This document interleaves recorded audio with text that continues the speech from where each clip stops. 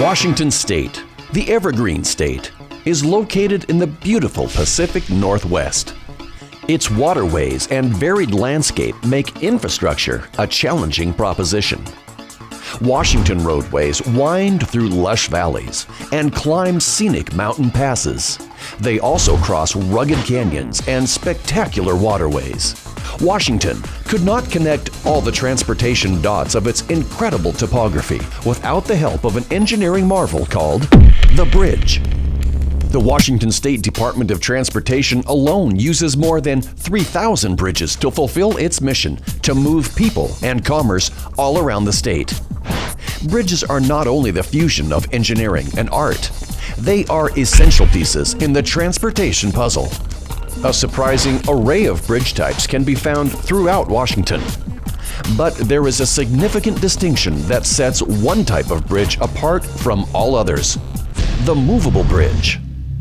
The movable bridge is a unique design that is built over waterways. It has the ability to move in various ways to allow water traffic to pass, then return to its original position to continue moving land-based traffic. One of the more unique movable bridge designs is called a swing bridge. The swing bridge rests atop a pedestal, allowing the entire bridge to swing 90 degrees, thereby opening the waterway to boat traffic. While the swing bridge design is much more lightweight and less susceptible to wind loading than many of its movable bridge counterparts, its mechanism is more complex, requiring more maintenance. A bridge opening, completed from the operator's house atop the bridge, is accomplished in two basic steps. After traffic has been safely stopped, the bridge operator activates the end lift motor. Through a series of shafts and gears, the bridge is released from the pads that it rests on and is unlocked from the bridge ends. Next, a second, larger set of motors are engaged. They too activate a series of shafts and gears. The bridge is turned around a large ring gear located on the pedestal. Once in the full open position, water traffic is allowed to pass. Then the sequence is reversed to close and lock the bridge perfectly back in place. In 1944, WSDOT, the Washington State Department of Transportation, maintained 16 swing bridges. As of 2013, only 3 functioning swing bridges remain. The higher maintenance costs and the necessity of having personnel on hand to operate the bridges meant that whenever possible, they were replaced. Replaced in 2012 with a modern, non-movable design, the Ebey Slough Bridge in Snohomish County, Washington, served as one of the vital links between the cities of Marysville and Everett for 85 years. A swing bridge completed in 1927, the Ebey Slough Bridge was much more than just a way across the slough. It was one of the final pieces in an expanding infrastructure design that completed the new Pacific Highway.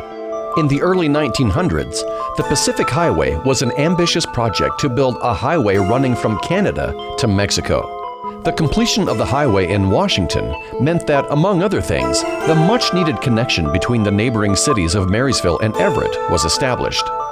Previously separated by waterways that required a 6-mile drive to get around, the Ebey Slough Bridge provided the conduit for economic growth that helped the small neighbors become growing cities.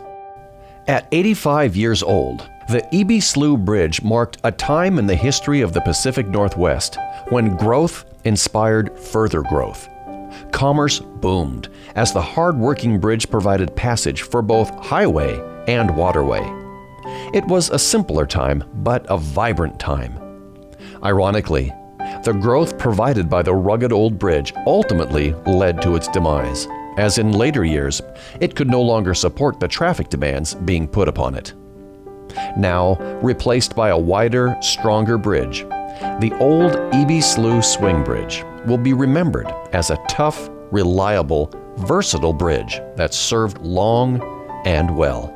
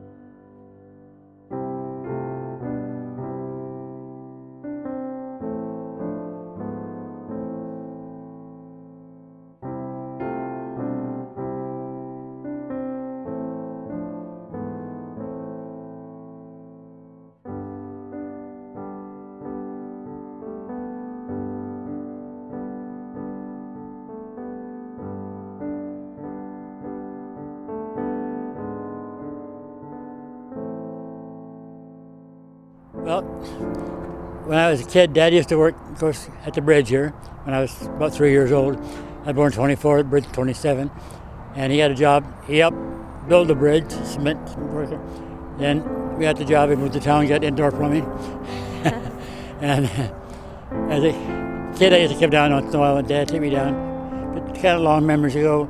But and our kids, we lived in Second Beach when our kids were little. We'd hear the tugboat whistle blow for the bridge, and we'd jump in the car and dash down, and the kids get the ride on the bridge. So we come down once in a while and help Dad count cars when I was a kid, but many years ago. And coming home from the war, World War II, I've been gone for 2.5 years. Dad's car was parked there, so I stopped beside that.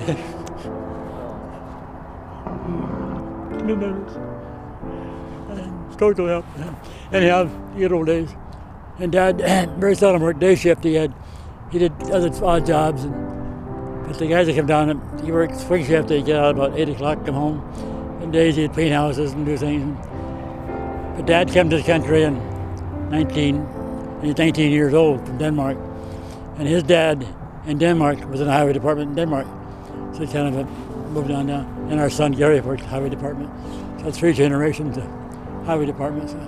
You know, we'd drive over the bridge and we'd wave if we knew grandfather was up there, or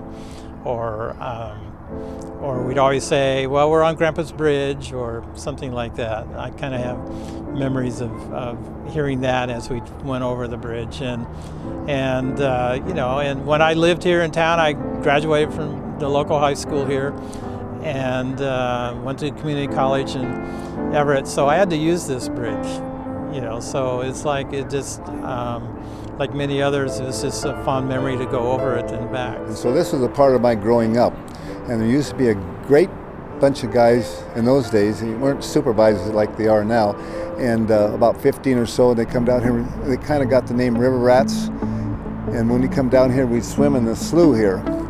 And so pretty soon we're going up, and we started jumping off the trestle, which is like the one over there on this side. And we jump off and dive off, and then later on we got up to the bridge, and we would jump once occasionally, not as much often as the trestle, but we'd jump off or dive off the bridge here, and then swim down. I was stationed here for since I took that second bridge tender job, and so every day I reported out here. One of the things that happened that a lot of people weren't aware of was the hot weather during the summer, that the thermal expansion would push that span right to the ends, and you couldn't turn it. So there'd be a few hours, 12, 15 days out of the year, you couldn't open the bridge, you couldn't swing it. As I understand it, though, the older bridge tenders, way back in the 30s and the 40s, used to have a cot that they would sleep in. And they would be awakened by probably a boat horn. And then they would open the bridge and watch them sail off into the sunset, sunrise, or into the dark of night, and then they would leap back into their cot and wait for the next opening. We don't have that particular situation anymore. Back when my grandfather worked, the supervisor would actually go to his house once a month for coffee and hand him his paycheck. So that was the auto deposit system they had back in the 30s and 40s. Yeah, and for my dad, it's just part of his life, so it's hard for him to think of different memories because it was just what he did. They just came down here, we're in this water all the time, we're in the slough. Without the bridge, Marysville wouldn't have became the bedroom community of Everett. It would not have exploded in growth without the bridges.